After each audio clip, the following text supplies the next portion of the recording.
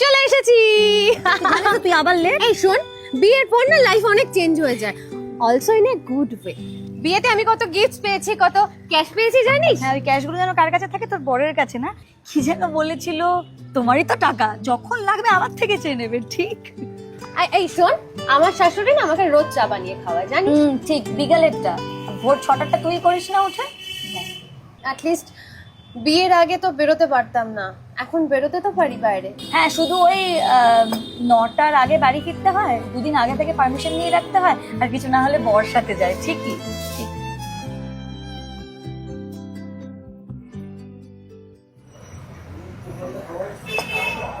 বারবার বলেছিলাম বাবাইদার কথাটা বাড়িতে বল। কি করতাম বল, প্রেম করে বিয়ে করাটা বাড়িতে মানতো না, কেউ খুশিও হতো না। এখন তুই খুশি আছিস তো? চিরদিন